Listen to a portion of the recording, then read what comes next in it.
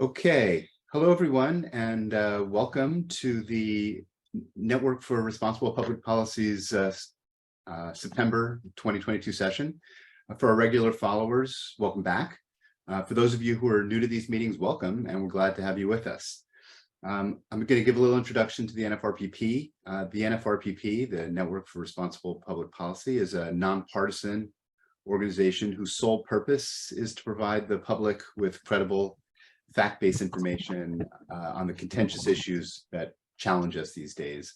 We cover a wide range of topics, and all the past programs and videos are available for free on our website at nfrpp.org. It's our belief that credible information can reduce polarization, make for better discussions and more knowledgeable voting. And the ultimate goal is to foster a dynamic, viable democracy in which we all benefit. So please visit our website for more information and sign up to receive notices of our future programs. Tonight, we are delighted to have as our speaker, cognitive psychologist and Harvard professor, Steven Pinker. Professor Pinker is a well-known author and speaker. He was declared to be one of the world's most influential thinkers, and he has a very long resume that you can all read for yourself. So rather than do that, I'd rather tell my own story about how I came to be aware of Professor Pinker and his writing. On a family trip to Asia back when I was in college, I became interested sort of irrationally in Japan, all things Japanese, and including the Japanese language. And I managed, after finishing my graduate work, to get myself a postdoctoral position in Japan. My wife and I lived there for 3 years, and I spent a lot of that time trying to become as proficient as I could in the Japanese language. And I had a good friend there, Japanese guy, who spoke very meticulous, precise English, who was very helpful. He liked to correct me. We were going through something one day, sort of a long, convoluted sentence in Japanese, and I realized at one point that I could make sense of this sentence if I simply read it backwards, from back to front, translating the words into English. And I said to him, I said, you know, I don't understand how you think this way. You think exactly backwards. And he said, yeah, you know, that's funny. We think the same thing about you. And that made me, it struck me. And I thought, you know, that's really amazing how, the language that was sort of impressed on me when I was a child has structured the way I think. And I became convinced that language is a really important thing in terms of how you think. Fast forward, I've come back to the United States. I'm looking at a bookshelf somewhere, and there's a book by a guy I've never heard of, a guy named Steven Pinker, and it's called The Language Instinct. And I thought, oh, I have lots of opinions on this now. And I pick it up and I read it. The book was scholarly, incredibly interesting, very funny, and also did, something that is amazing when a book does it, basically completely changed my mind about what I thought about, how the language that you speak changes the way you think. And it made me realize that actually the relationship between language and thinking and the mind was actually much more interesting than, I had actually thought it was. So since then, I've spent a lot of time following along with Professor Pinker as he's written about language, the language instinct and words and rules, thinking just in general, the blank slate, the stuff of thought, and now more as he's writing about how the way we think influences the world that we live in, better angels of our nature, enlightenment now, and then tonight's topic, which is his latest book, Rationality. When I read Rationality when it came out last year, I immediately thought of the NFRPP because it discusses something that we're always very interested in, which is why often do people seem to behave in such crazy ways. I'm really excited to hear Professor Pinker talk about it tonight. I hope everyone else finds it as interesting as I did, and please participate in the conversation. We have the QA button. I will be looking at all those when the presentation is over. We will try and get all the questions to Professor Pinker for him to respond to them. And I'm looking forward to the presentation and the later conversation. And with that, I'd like to turn the floor over to Steven Pinker. Thank you very much, Lee.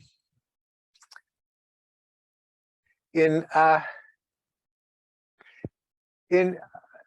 many ways, human rationality presents a puzzle.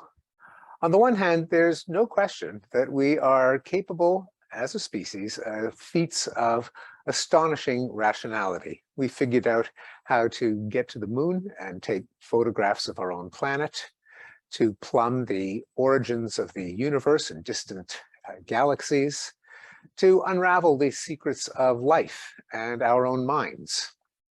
We have pushed back against the four horsemen of the apocalypse, reducing the toll of human suffering from war, from famine, from poverty, and child mortality. At the same time, a majority of Americans aged 18 to 24 think that astrology is very or sort of scientific. Large proportions believe in conspiracy theories, such as that COVID-19 vaccines are a plot by Bill Gates to implant microchips into our bodies to surveil us, that the American deep state houses a cabal of cannibalistic, Satan-worshipping pedophiles. Many people circulate and apparently believe fake news, such as Obama signs executive order banning the Pledge of Allegiance in schools nationwide, or Yoko Ono, I had an affair with Hillary Clinton in the 70s. And many people believe in various forms of paranormal woo-woo, such as possession by the devil, extrasensory perception, ghosts and spirits, witches, spiritual energy in mountains, trees, and crystals. In my book, Rationality, What It Is, Why It Seems Scarce, Why It Matters, I try to resolve this paradox. This is a book that came out in paperback just yesterday. Well, let's begin at the beginning. The first part of the subtitle promises to explain what rationality is. My best attempt at a definition is that it's the use of knowledge to attain goals. Now, let me elaborate a little bit more on why I think that's the essence of rationality, quoting one of my intellectual heroes and the namesake of the building that I work in at Harvard, William James, who tried to put his finger on the difference between an agent that we would be willing to call rational and a superficially similar entity that we would not be willing to credit with rationality. And here's how he explicates the difference. Romeo wants Juliet as the filings want the magnet, and if no obstacles intervene, he moves toward her by as straight a line as they. But Romeo and Juliet, if a wall be built between them, do not remain idiotically pressing their faces against the opposite sides like the magnet and filings with the card. Romeo soon finds a circuitous way, by scaling the wall or otherwise, of touching Juliet's lips directly. With the filing, the path is fixed. Whether it reaches the end depends on accidents. With a lover, it is the end which is fixed. The path may be modified indefinitely. That's rationality. Well, it raises the question, how can knowledge be used to attain goals? And the standard answer from those who study rationality is that there are a set of normative models, that is, models of how a rational entity ought to reason to attain its goals, a benchmark against which we can compare the way humans actually do think. And each normative model also spotlights a particular fallacy that we can make by failing to live up to that normative model. So let me run through the 6 normative models that I think should be in the mental toolkit of every educated person. The most obvious is logic, which helps us attain the goal of deducing new propositions from new true propositions from existing ones. And it helps us avoid fallacies such as affirming the consequent. Example, every creative genius was laughed at in his time. People laugh at my ideas, therefore I'm a creative genius. An example of the fallacy of affirming the consequent. Probability. The likelihood of an event depends on the number of occurrences as a proportion of the number of opportunities. Appreciating that helps us avoid fallacies like the availability bias, identified by the psychologists Amos Tversky and Daniel Kahneman, where the subjective likelihood of an event depends on how easily you can recall anecdotes and images. An example of the fallacy that this can help us avoid comes from the comic strip SMBC, whose caption is, "This is why people should learn statistics." And the woman says, "I will not fly in a plane. They aren't safe from terrorists. Hold on, I'll text you an article about it." Bayes' rule. We should give credence to a hypothesis to the extent that it's credible a priori, it's consistent with the evidence, and the evidence is uncommon across the board. That helps us avoid fallacies like base rate neglect. A concrete example happened to a woman I know is that her child had a nervous twitch, and a doctor said, well, she probably has Tourette syndrome because people with Tourette syndrome twitch. Well, this upset her for a while until she rediscovered Bayes' rule by herself and realized that a large number of people twitch, a very small number of people have Tourette syndrome. Its base rate in the population is low, which means that just because a child twitches does not mean that the child has Tourette syndrome. The theory of rational choice or expected utility. A rational actor should choose the option with the greatest expected utility, that is the sum of the products of the probability times the payoff. Now, that helps us avoid fallacies such as buying extended warranties, which about a third of Americans do, almost sometimes at a quarter of the price of the original product. If you were to think of the probability that your product would fail times the cost of repairing or replacing it compared to the guaranteed outlay for an extended warranty, you might think, well, maybe it doesn't make sense for me to buy a life insurance policy on my toaster. More consequentially, if people appreciated expected utility, they may not opt for the very, very small satisfaction of checking your email or your social media post a few seconds earlier while you drive, compared to the probability that you might be killed times the value you place on your own life. The theory of signal detection or statistical decisions. A fallible observer, that is, all of us, can know whether an observation is real, that is a signal, or bogus, that is noise, and must set a decision cutoff that trades off misses and false alarms according to their relative costs. This helps us avoid fallacies like, we should deal with misconduct by making it easier to convict the accused. Well, that indeed will punish more of the guilty. It will also punish more of the innocent, unless your forensics, your ability to distinguish the guilty from the innocent, is enhanced. Game theory, how to make rational choices when the payoffs depend on someone else's rational choices, helping us avoid fallacies like, we could avoid climate change if only we can convince everyone that it's in their interest to conserve, since no one wants to live in a dangerously warm planet. The problem is that it is not in any individual's interest to conserve unless everyone else is conserving at the same time, because if they forego comfort in the summer and winter and the convenience of driving their own car, that won't prevent global warming as long as everyone else is enjoying the convenience and the comfort of fossil fuels with their emissions. Finally, the theory of causal inference. To distinguish causation from correlation, one must manipulate the putative cause, holding all else constant, helping us to avoid fallacies like failing to rule out confounds, variables that are correlated with the true cause, but that don't, in fact, have a causal effect. My favorite example of failing to rule out a confound comes from an old Jewish joke where a couple approaches their rabbi because the wife in the marriage is sexually frustrated. And it is, according to the Talmud, the right of every woman to achieve sexual satisfaction in marriage and the responsibility of the husband to gratify her.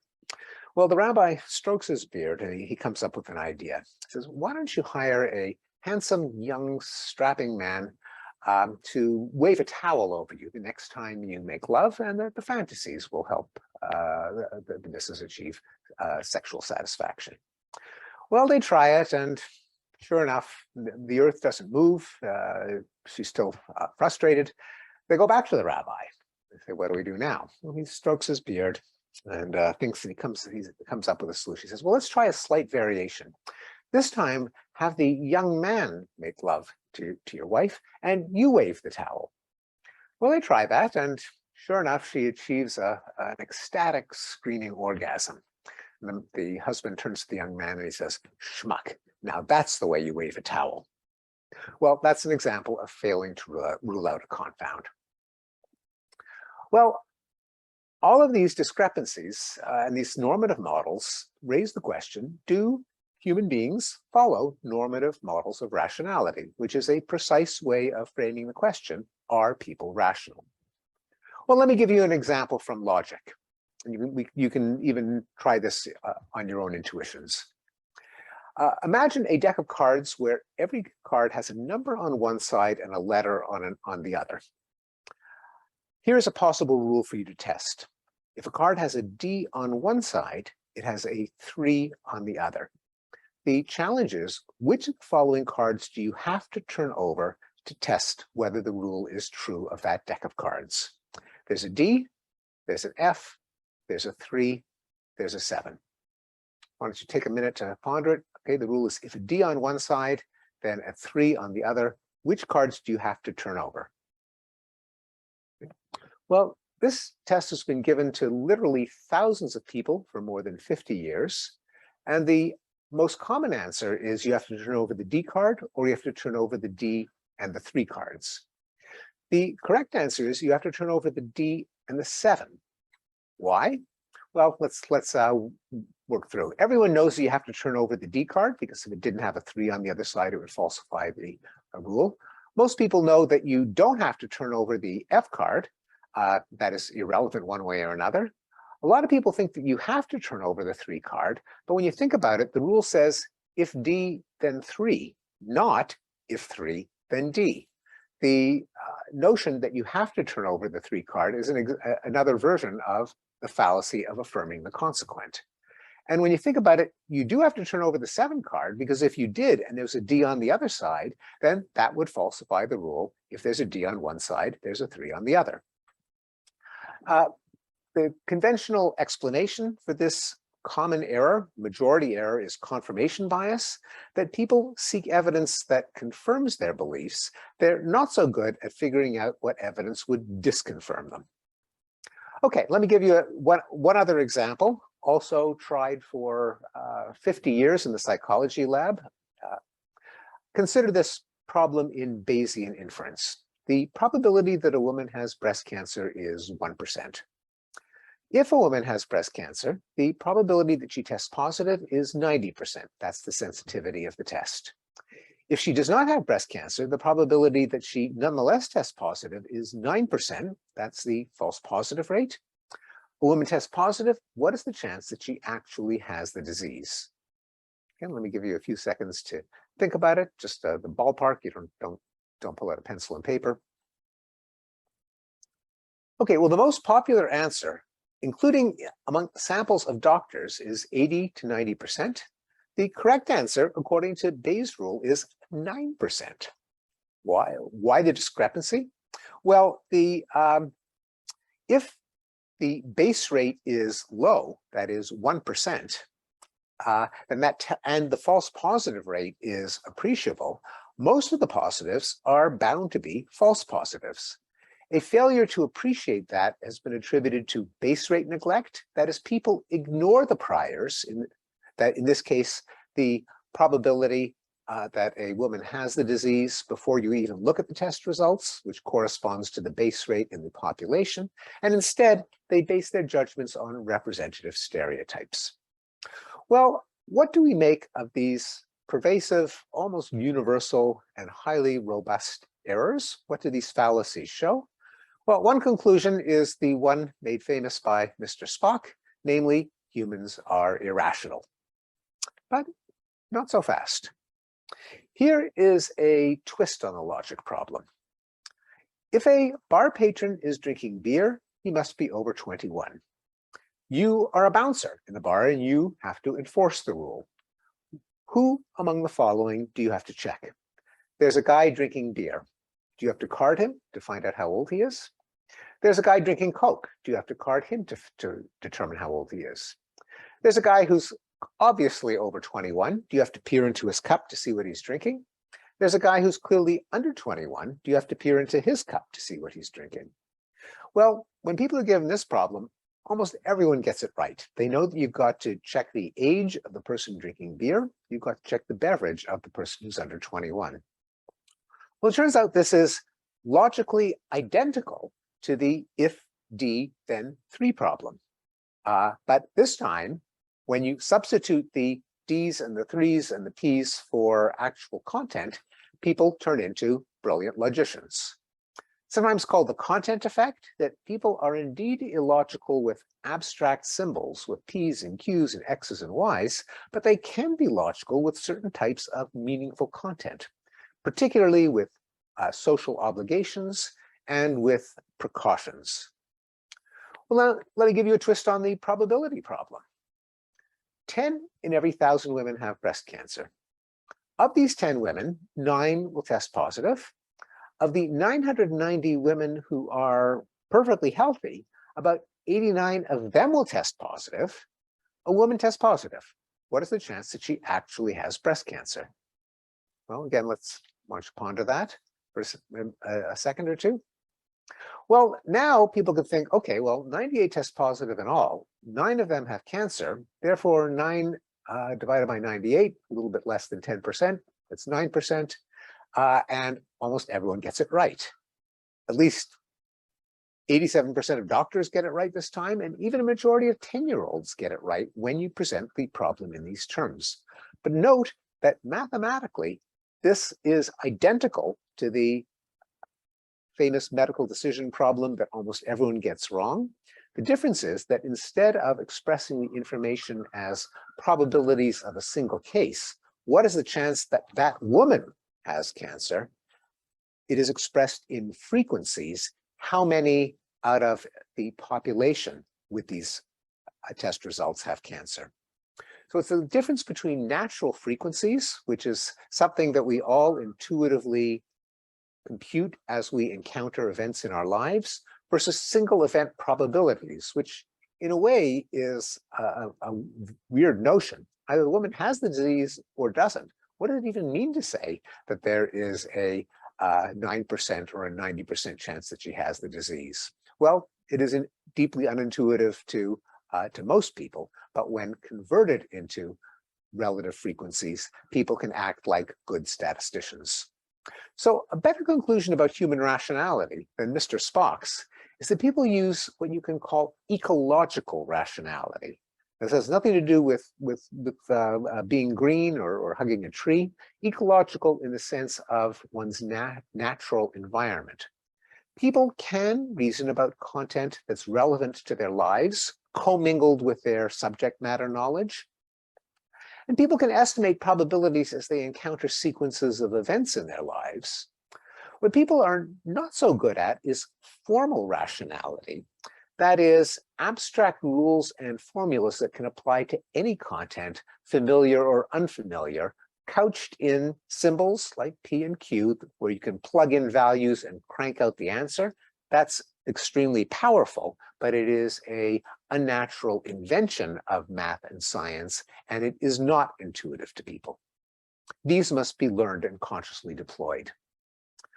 Well, the question that everyone wants to know the answer to is, if people can be rational, why does humanity seem to be losing its mind? How do you explain the conspiracy theories and the quack cures and the fake news and the paranormal woo-woo? It is a psychologically complex question, and I suggest that there are at least 4 reasons for this anomaly.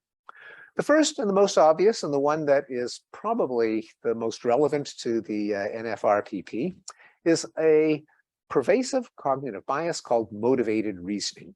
That is, rather than following the logic of something to its natural conclusion, you start with a conclusion that you want to be true, and you arrange the logic or reasoning so that it takes you where you wanted to be in the first place. Remember that rationality, at least as I defined it, is always in service of a goal, but that goal is not necessarily objective truth.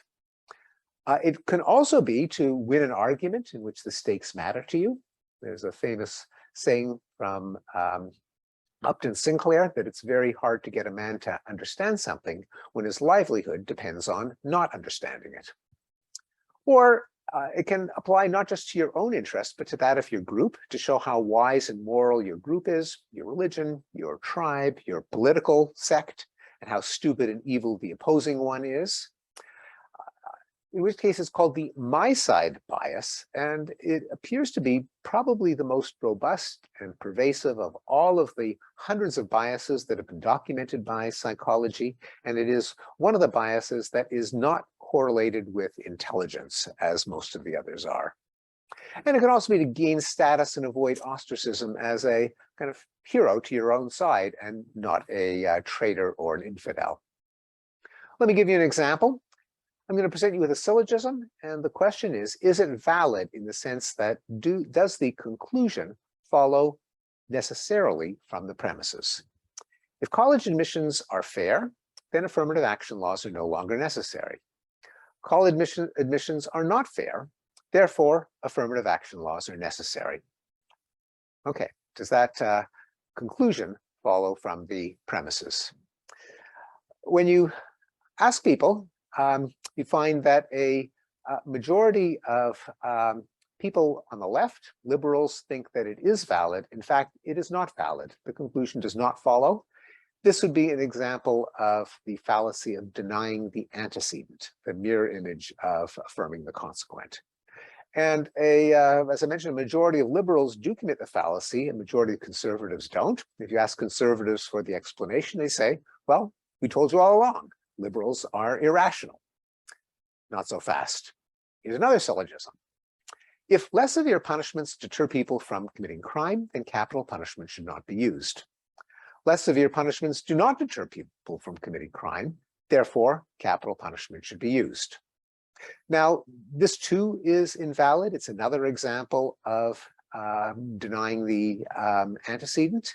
This time, a majority of conservatives commit the fallacy, and liberals are the turn into logicians. Now, of course, what's happening in both cases is that both sides have a commitment to certain sacred propositions, and they will see any apparent argument that leads to that conclusion as being valid, whether or not it is.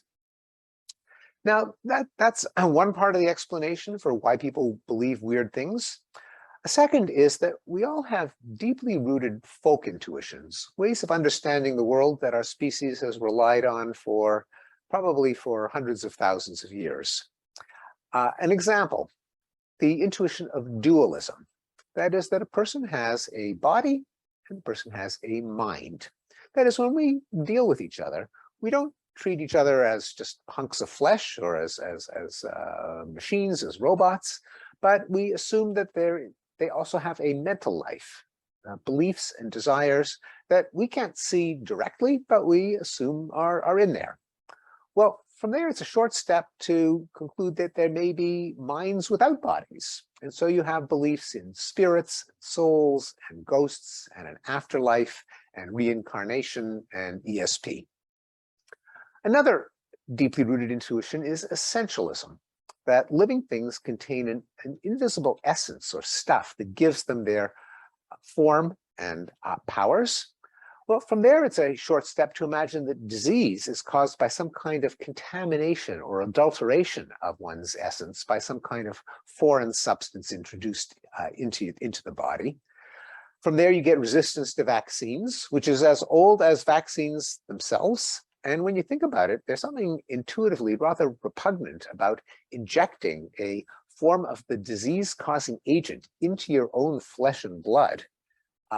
And resistance to genetically modified organisms, which are just organisms that contain genes like any other genes and have repeatedly been proven to be safe, but when I open the wrapper of my nut bar, it proudly announces no GMOs.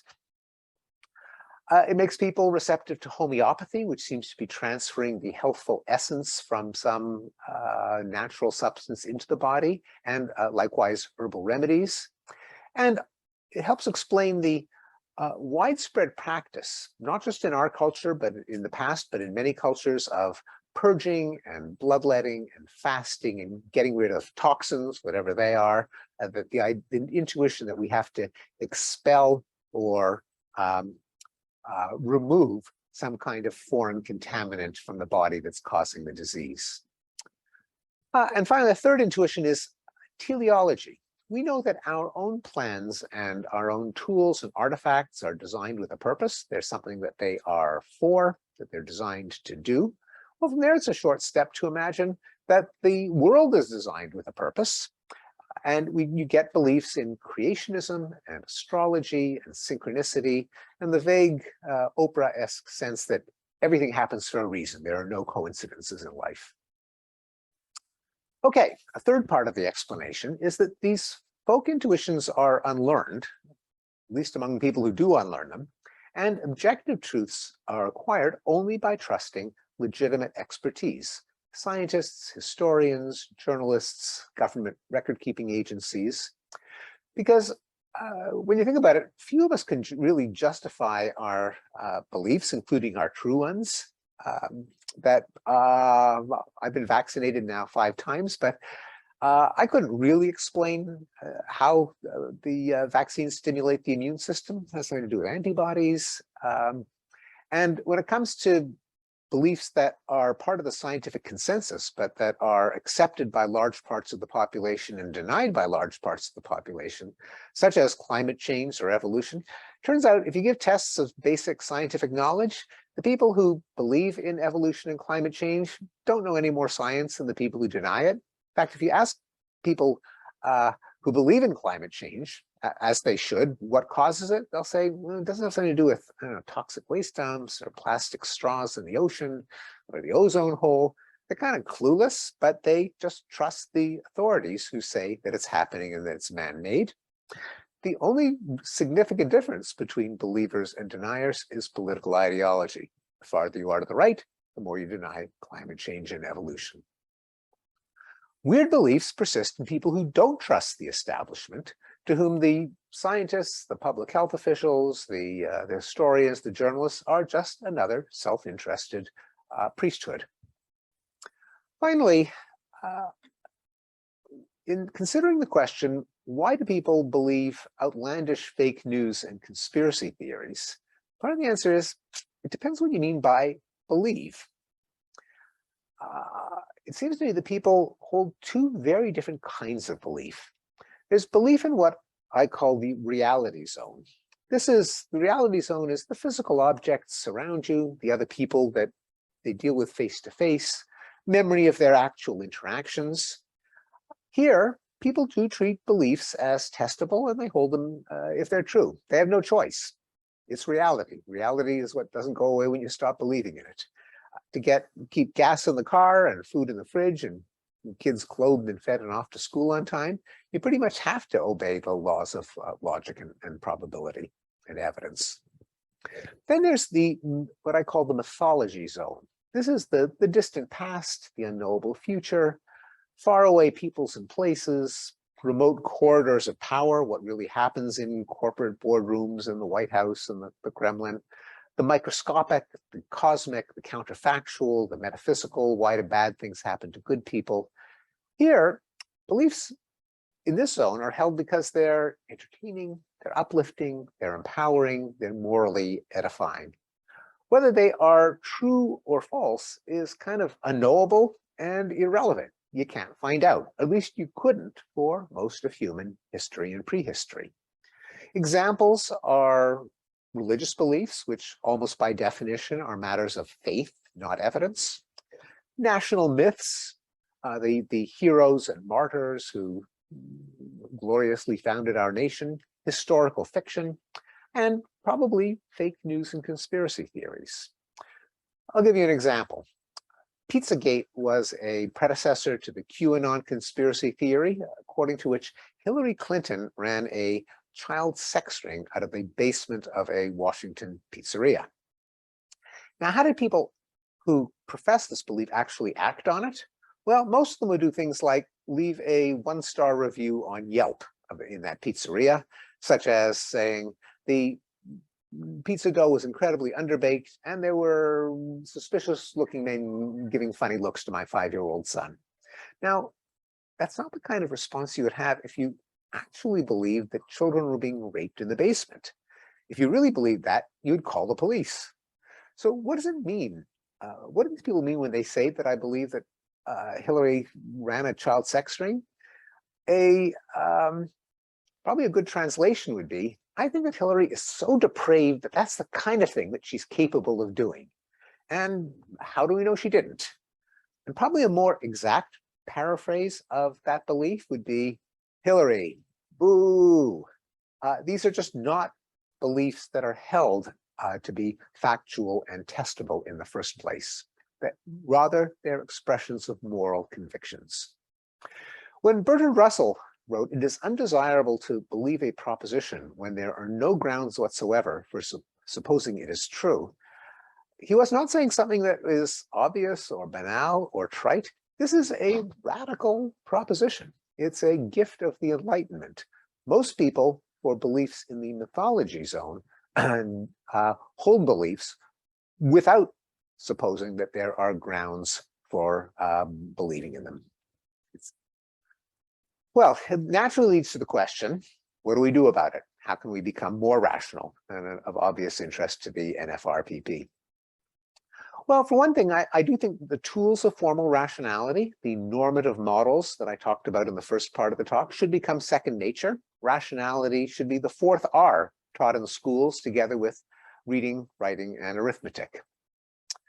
But as any honest educator would have to confess, stuff that's taught in school is often forgotten as soon as the ink is dry on the exam. So it can't just be lessons in school.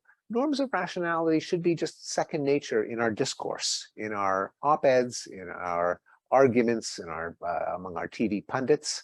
There should be a widespread awareness of common fallacies like the availability bias, the my side bias, arguing ad hominem, that is, attacking the person instead of the proposition. And these should just be part of our common knowledge, our conventional wisdom. As in the headline from the satirical newspaper The Onion, CDC announces plan to send every US household pamphlet on probabilistic thinking. Basing beliefs on evidence, changing your mind should be, when the evidence changes, these should be seen as signs of strength, not of flip-flopping or weakness or lack of conviction. Third, and perhaps most crucially, institutions with their rationality promoting rules must be safeguarded. In a rationality promoting institution, one person can notice and make up for another's biases. Now, it's true that all of us commit these logical and probabilistic blunders. We all are victims of fallacies, but we're often pretty good at spotting someone else's fallacies.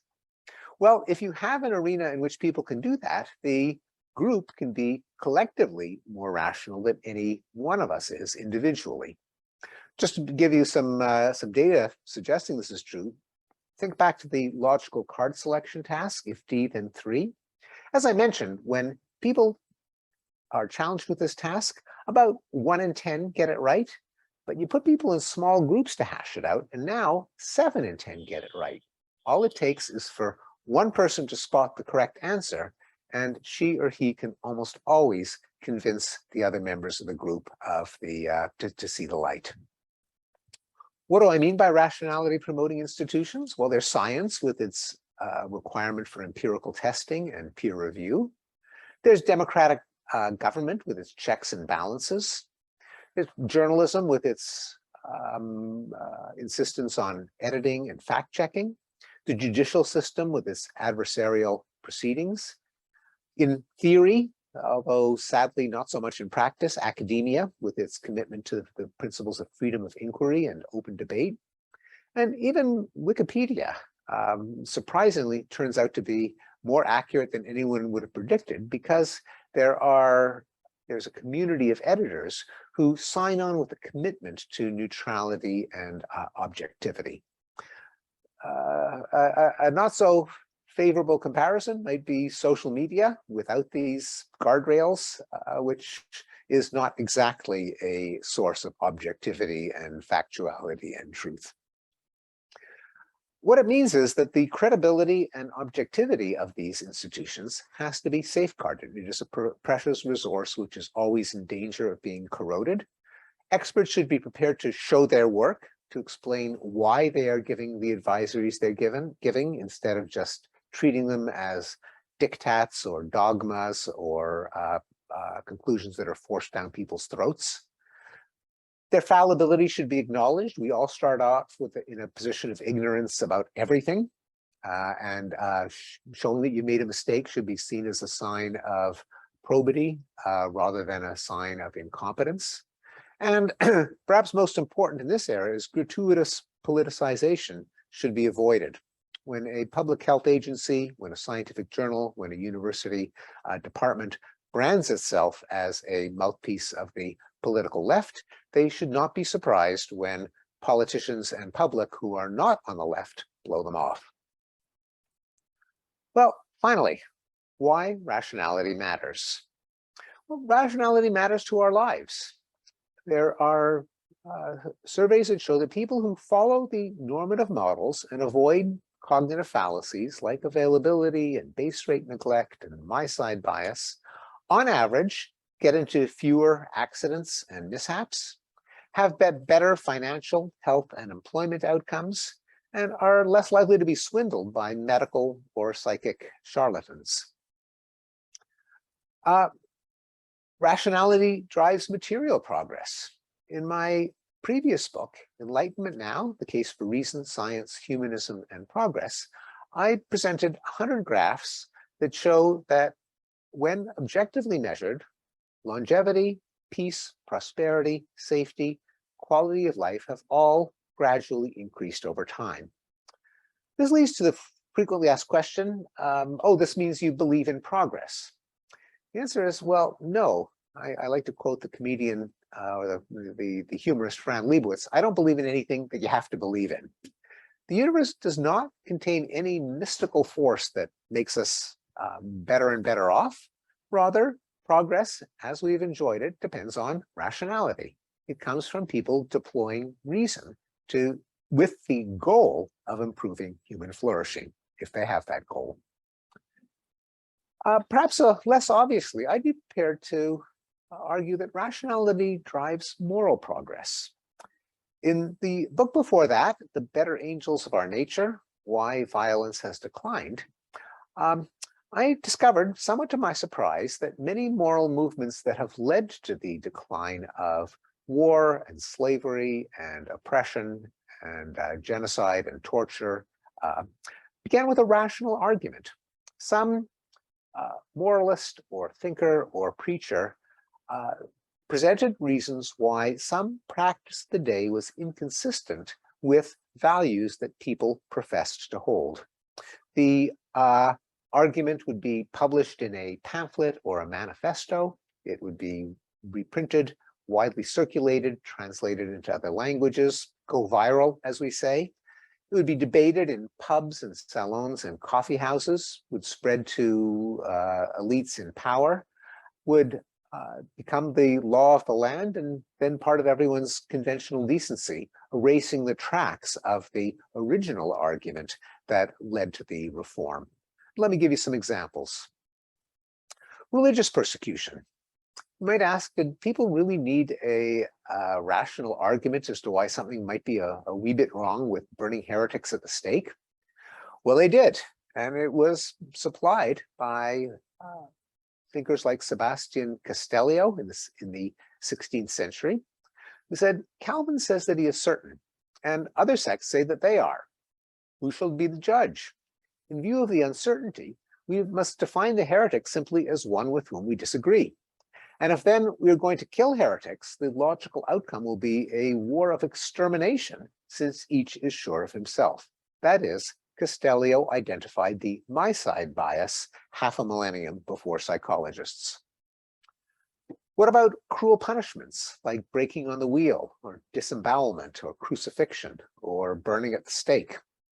Well, the economist Cesare Beccaria argued, as punishments become more cruel, the minds of men, which like fluids always adjust to the level of the objects that surround them, become hardened. And after 100 years of cruel punishments, breaking on the wheel causes no more fear than imprisonment previously did. For a punishment to achieve its objective, it is only necessary that the harm it inflicts outweighs the benefit that derives from the crime, and into this calculation ought to be factored the certainty of punishment and the loss of the good that the commission of the crime would produce. Everything beyond this is superfluous and therefore tyrannical. In other words, Beccaria anticipated the theory of rational choice or expected utility. War. Did people need an argument that war is not healthy for children and other living things?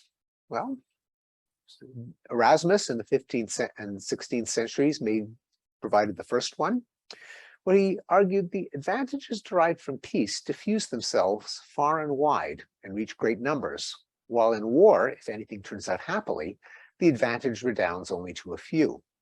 One man's safety is owing to the destruction of another. One man's prize is derived from the plunder of another. The cause of rejoicings made by one side is to the other a cause of mourning. Whatever is unfortunate in war is severely so indeed, and whatever, on the contrary, is called good fortune is a savage and a cruel good fortune, an ungenerous happiness deriving its existence from another's woe. In other words, Erasmus anticipated the concept of a zero-sum game from game theory. Autocracy. Did people need an argument against absolute monarchy and the divine right of kings? Well, John Locke famously provided them. We are born free as we are born rational. Freedom of men under government is to have a standing rule to live by, common to every one of that society and made by the legislative power erected in it. A liberty to follow my own will in all things where that rule prescribes not to be subject to the inconstant, uncertain, unknown, arbitrary will of another man, as freedom of nature is to be under no other restraint but the law of nature. Now, it's not surprising that several decades later, Locke's words helped to inspire the Declaration of Independence and the world's first stable democracy. Perhaps not as obvious is the way that Locke's ideas were co-opted by another thinker, Mary Astle, who wrote, "If absolute sovereignty be not necessary in a state, how comes it to be so in a family? Or if in a family, why not in a state? Since no reason can be alleged for the one that will not hold more strongly for the other. If all men are born free, how is it that all women are born slaves? As they must be, if the being subjected to the inconstant, uncertain, unknown, arbitrary will of men, sound familiar, be the perfect condition of slavery." Astle was the first English feminist, and she presented her case as a consistency argument. And speaking of slavery, it may seem inconceivable that there had to be an argument for the immorality of that abominable institution, but there were, and Frederick Douglass, among others, provided them. For example, there are 72 crimes in the state of Virginia, which, if committed by a Black man, subject him to the punishment of death, while only 2 of the same crimes will subject a white man to the like punishment. What is this but the acknowledgement that the slave is a moral, intellectual, and responsible being? The manhood of the slave is conceded. It is admitted in the fact that Southern statute books are covered with enactments forbidding, under severe fines and penalties, the teaching of the slave to read or to write. When you can point to any such laws in reference to the beasts of the field, then I may consent to argue the manhood of the slave. Now, I would suggest that not only has reason guided movements for change, but reason should guide movements for change. It makes the difference between moral force and brute force, between marches for justice and lynch mobs, between human progress and breaking things. And reason will be needed to ensure that moral progress continues, that our own abominable practices, pardon me, will come to be seen as inconceivable to our descendants as breaking on the wheel or slave auctions seem to us. Finally, I conclude rationality by suggesting that the power of rationality to guide moral progress is really of a piece with its power to guide material progress and wise choices in our lives. We are a species that has been blessed with the rudiments of reason and with institutions and norms that magnify its scope. They expose us to realities and force us to confront surprises that confound our intuitions, but that are true for all that. Thank you. Thank you, Lee. Thank you, NFRPP, for having me.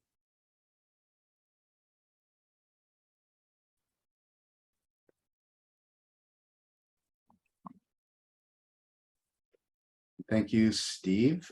Okay, we have some questions that we want to get to. Before we get to those, I have a few things that I wanted to talk to you about as well. By the way, just for other people, I'm going to make reference to a podcast that Steve did as well called Think with Pinker. It's part of the BBC podcast series.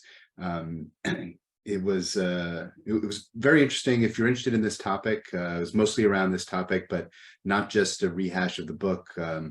And it's Steve talking with a lot of other people, Charlie Munger, who you'll recognize maybe as a investing partner of Warren Buffett, Bill Gates, who you might recognize from watching your computer reboot all the time. But also even Danny Kahneman was on it. That was a very interesting one. But also really worthwhile, just by the way, just in case you want to hear somebody use the words quackery, flapdoodle, paranormal woo-woo, and poppycock all in the same sentence. When I read this book first, and then when I was listening to some of those episodes, it seemed to me that I was kind of distinguishing between two different ways that people are irrational. When I reread the book just in preparation for this, I realized that you actually do call it out, maybe more than I had thought, but I kind of wonder if maybe one of them gets a lot more airtime just because it's much more entertaining. And the two that I'm thinking about, one I'm sort of calling the sort of mammalian brain one, right? These are the heuristics, the various biases, and what you kind of showed with all of the examples that you had, and that the classic example of that one is the one that you used here as well, kind of fly versus drive, right? If you have the ability to do either one, and your only interest is in safety, you might choose to drive rather than fly because you have this availability bias in which your brain is able to quickly recall, horrendous plane crashes or hijackings or whatever it is, even though statistically it's much safer to fly than to drive. The other one is what I call the payoff matrix, irrationality. This is more of the game theory one. And that's the one in which, again, your example here was if you are trying to decide whether or not to, preserve the environment, again, from a purely selfish point of view, no matter which way you look at it, it kind of makes sense for you to to abuse the commons, because you can always take advantage. You can either be a sucker and nobody else plays along, or you can take advantage and be a free rider. Either way, you end up well, and nothing that you particularly have done has changed anything. And the reason I see them as different is that it feels like if you had a sort of perfect, like a computer model of a perfect human, right? The computer would never make the kind of mammalian brain problem, but it would make exactly the same decisions that you were making in the game theory issue, right? So those two are different. Do you agree that they're different? Am I right to separate them, or am I making too much of that separation? No, you are right in that the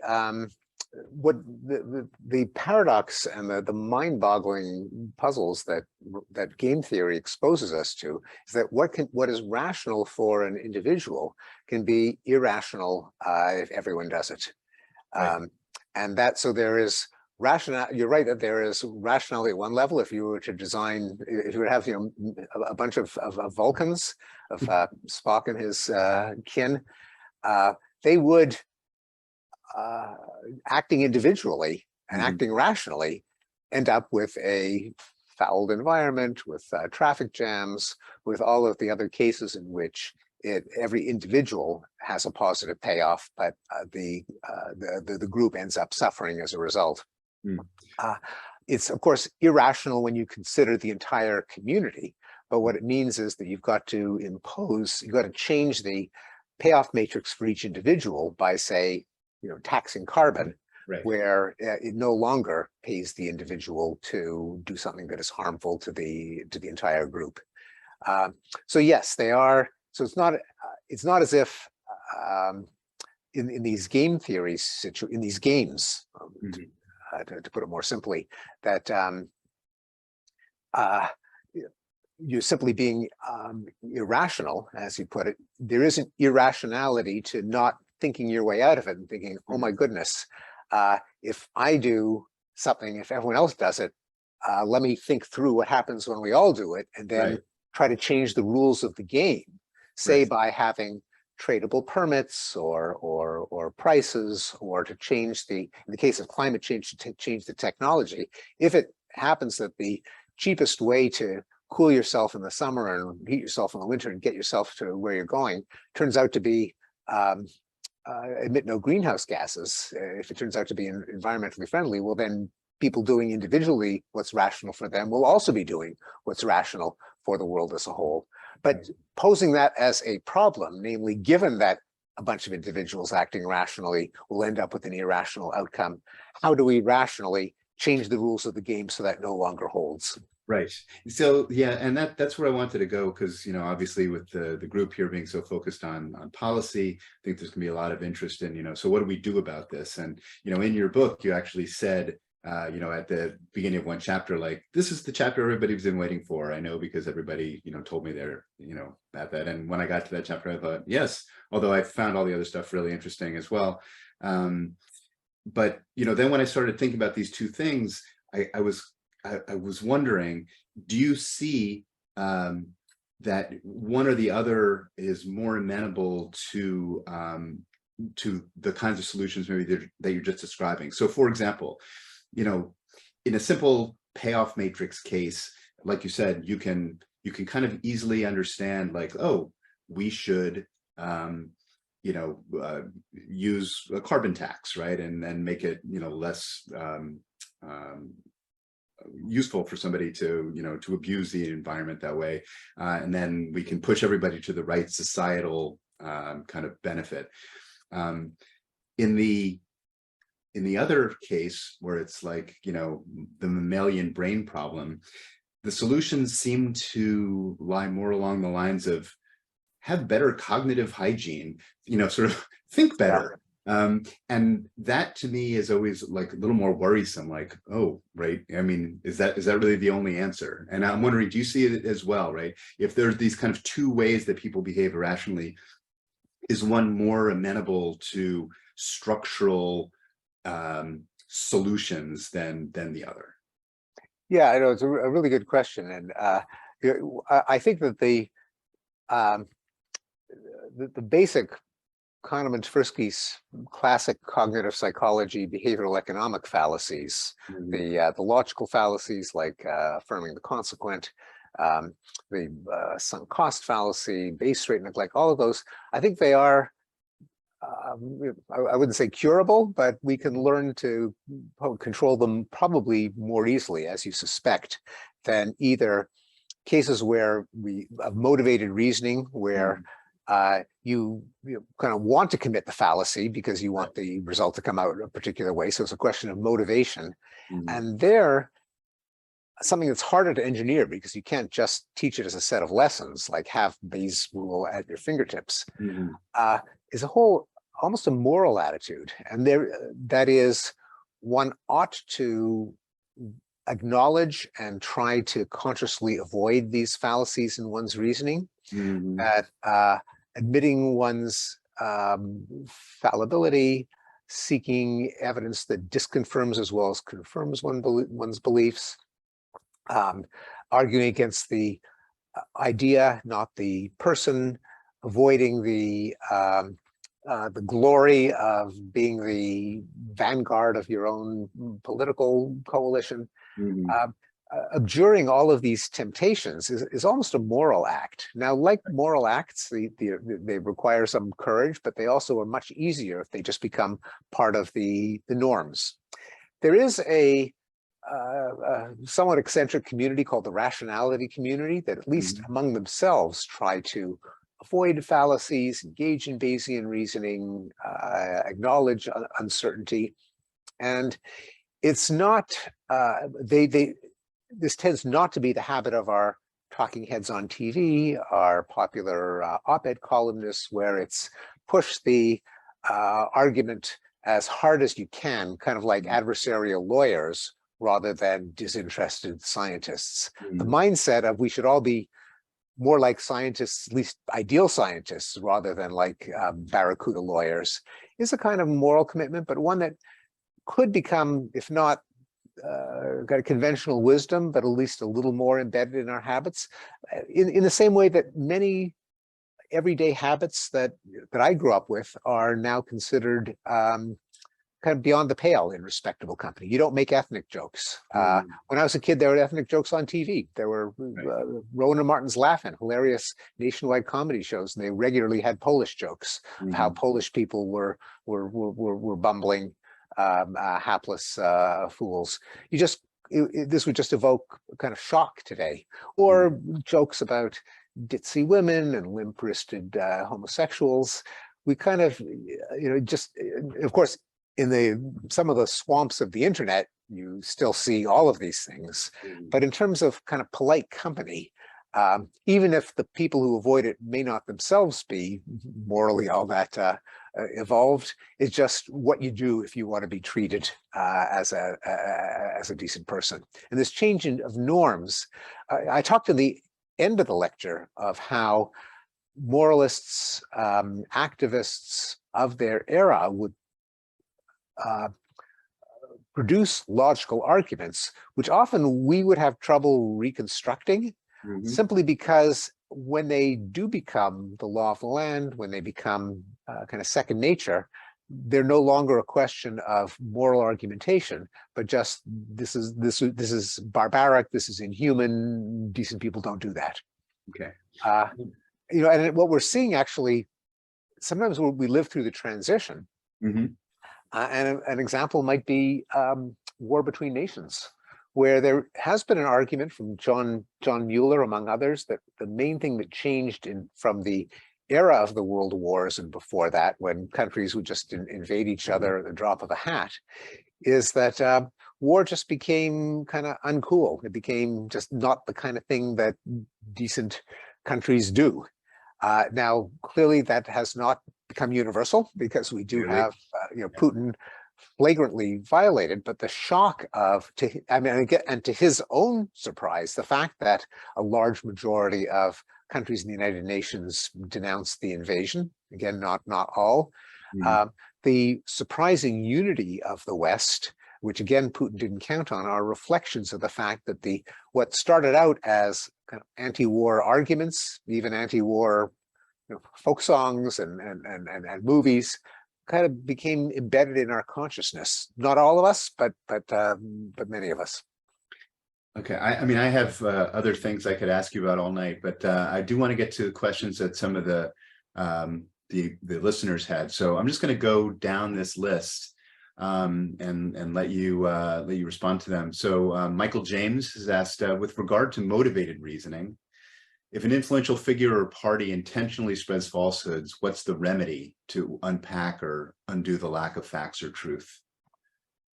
Well, there have to be counter measures from institutions that have the trust of both sides.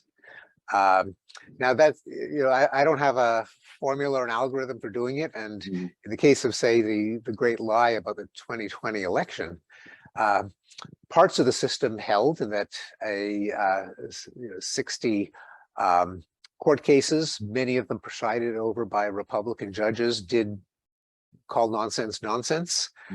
Many courageous Republican election officials and legislators. So it kind of worked in the sense that the election was not overturned, but it was, as we all know, that was a close call, and our institutions are not as robust as they should be, and as we hope they will be, to prevent this kind of fact-free conspiracy theorizing. You had a couple of I kind of when I was going through the book, I just highlighted things where you actually had, if not, I know you're not a policy maker, but sort of concrete ideas, and I'm wondering if in response to that you might want to talk a little bit about some of your comments about journalism. You did mention, I think a few times, what I wrote down was that journalists need to give more thought to how the stories that they write ignite cognitive biases. Oh, yes. I mean, I think this is, and just let me be clear, I'm not just sort of attacking the mainstream media, because the alternatives are often much worse, like, like Twitter.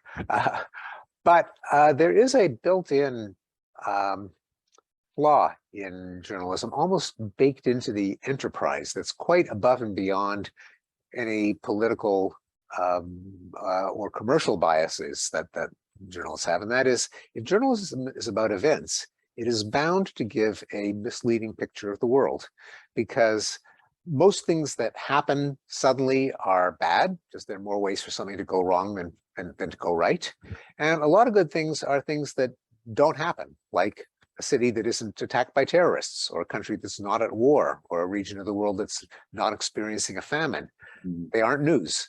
And so we don't know about them. And as the balance shifts quantitatively, as we still have famines, but far fewer of them. We still have extreme poverty, but much less of it. We still have wars, but they kill fewer people than they used to. These are changes that just revolutionize the world. But if you read the papers, you never hear about them. You can't, because the news is a highly non-random sample of the worst things that happen on any given day. I think that, and events that get a lot of newsworthy attention because they're photogenic, they're shocking, they're you can't turn your head away, like school shootings, like terrorist attacks, like plane crashes, like police shootings, become inflated in the popular imagination, become exaggerated in their prevalence. And so it's the newsreader, the news watchers, the news readers who often have the least accurate view of the world, because they, victims of the availability bias, they exaggerate the prevalence of newsworthy events.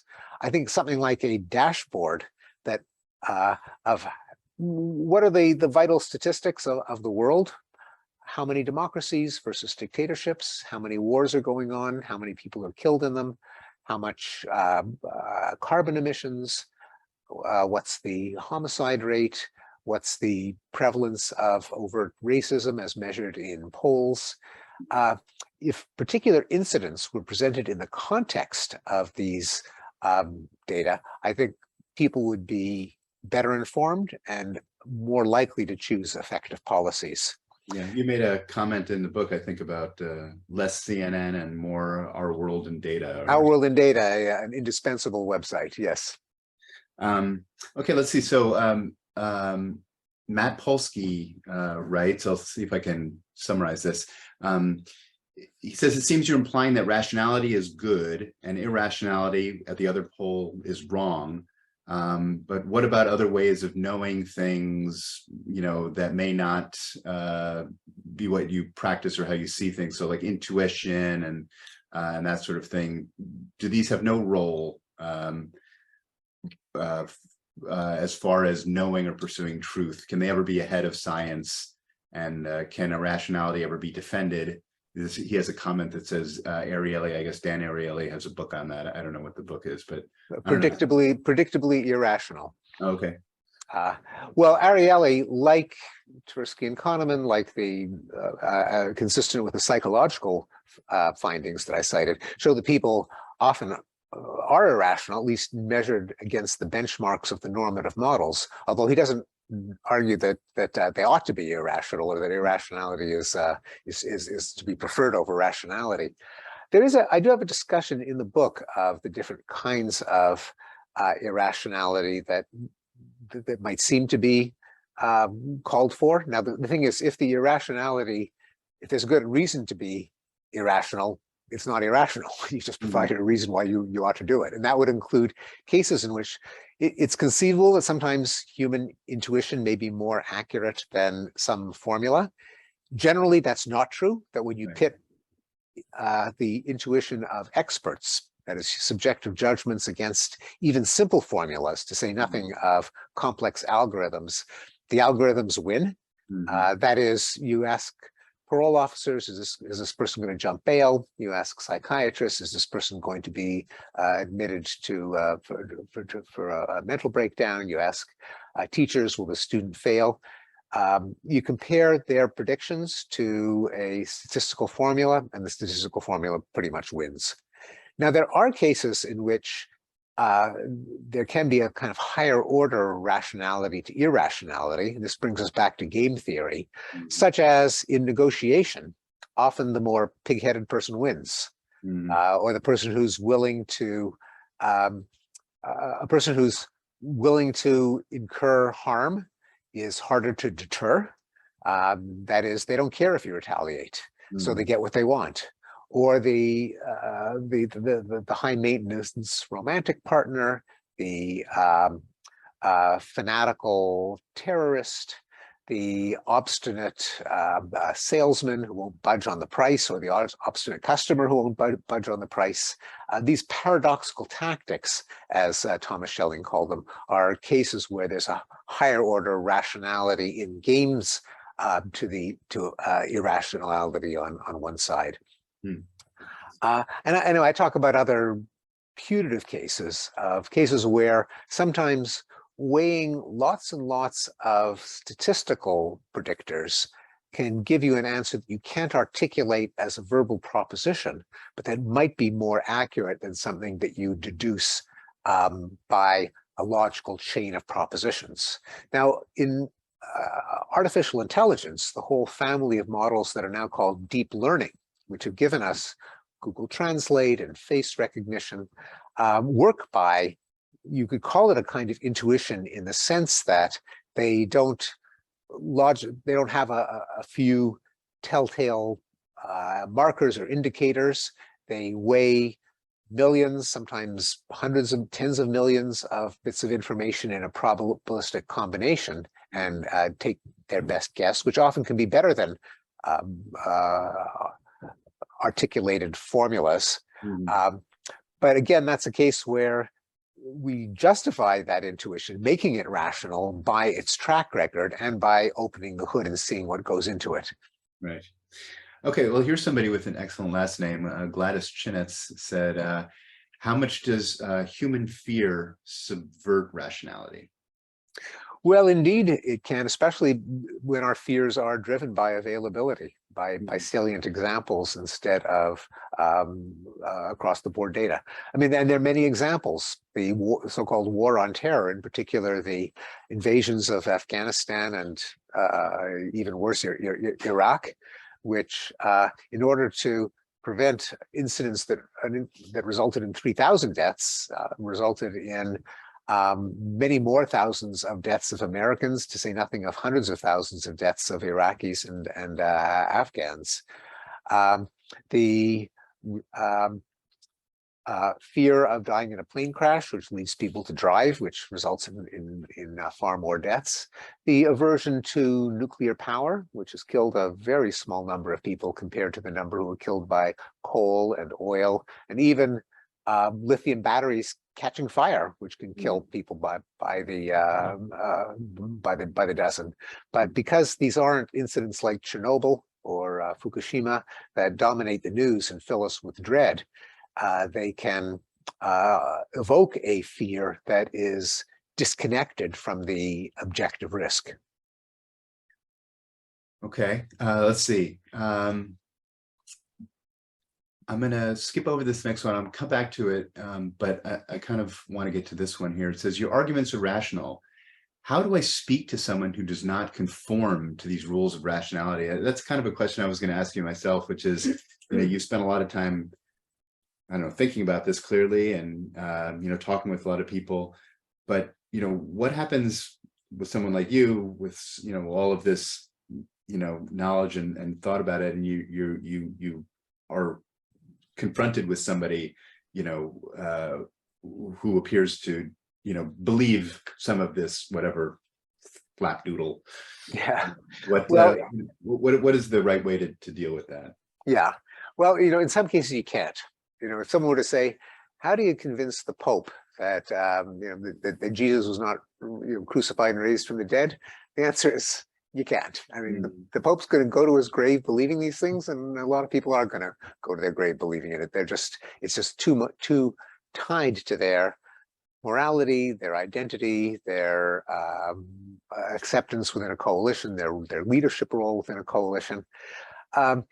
That also gives you a bit of a hint that in cases where you can pry apart someone's factual beliefs from their moral and social identity, if you wedge them apart, so it's not as if you do believe it, then you're a traitor.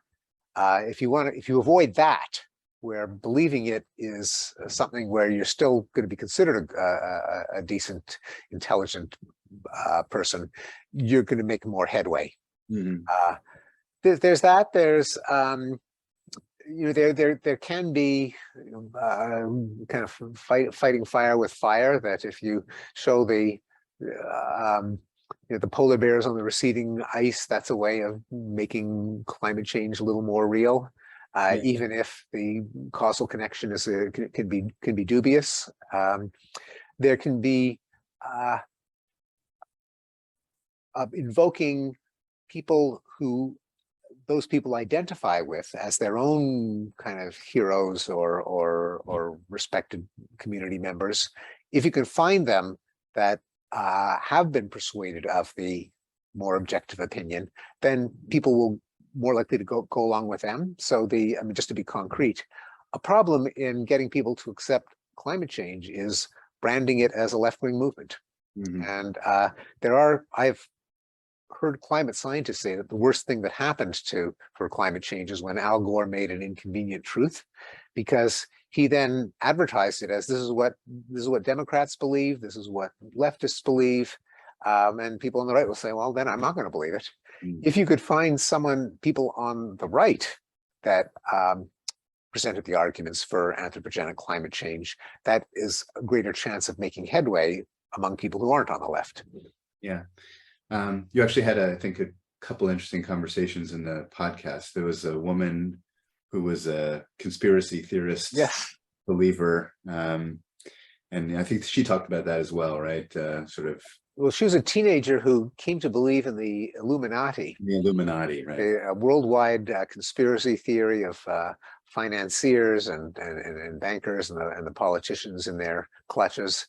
Until growing up in Berkeley, she then realized that this is actually a major ingredient of anti-Semitism, Mhm. that a lot of anti-Semitic beliefs overlap with Illuminati beliefs, and anti-Semitism in her Berkeley community was definitely uncool. Mhm. And so she withdrew when she saw that the implications led to something that was not just, edgy or heretical or rebellious, but that actually took her to territory that, by her own standards, was unacceptable. I'm trying to get two more, I think, before we end up. We do still have a bunch of questions here, but here's one that says, so humans are rationalizing, not rational, which I don't know, maybe related to what you were, talking about, sort of the my side bias, I think. And This, motivated reasoning more generally, yes, right. right. This phrase has come to my attention in the last year or so. Is it helpful as a way to exercise mindful attention to detail and interactions? It seems that Yes. what you describe is similar to Carl Sagan discussed in his book, Demon Haunted World, Invisible Dragon Example. Do you feel this is the same vein as what you're discussing? It's related. I mean, Carl Sagan was a great champion of rationality, including his arguments against religious creationism, against paranormal beliefs. He reiterated Bayes' rule in perhaps a pithier form, when he said, "Extraordinary claims require extraordinary evidence." Now, that's basically Bayes' theorem in 4 words. Extraordinary claims require, sorry, 5 words. Yes. However, the insight that people are much more rationalizing than they are rational, Mhm. is another word for motivated reasoning. That's kind of what motivated reasoning is rationalization. And when it applies to the group as opposed to the individual, we can call it the my side bias. Mhm. So yes, although I don't know if that's what leads to certain irrational beliefs, such as ESP and homeopathy and avoidance of GMOs, which may be more explicable by some of these deeply rooted primitive folk intuitions. Okay, so we're definitely coming up on the end here. I want to, I don't know, I'm going to obviously say thank you very much for all this, for the presentation and the conversation afterward. And I'd like to give you a chance to end with maybe this thought, and I'll use it also to mention that we have another session coming up, actually very soon, on October 6th. And Christopher Beam is going to be talking about his book called The 7 Democratic Virtues, I think is the name of the book. The reason I'm bringing that up right now is that when you write about and talk about the my side bias, I think you mentioned in the book that you found many reasons when looking at the current state of the country that there's, there might be reasons to be depressed. When I was in advance of this next session, I was reading Beam's book, and what he says, he's got some quotes. One from John Adams that just kills me, which was, there never was a democracy that did not yet commit suicide. That's one. And at least as I understand what he's saying there, he's talking, and I think you were sort of saying this before, talking about, how some of these norms have to be kind of integrated into the way we think.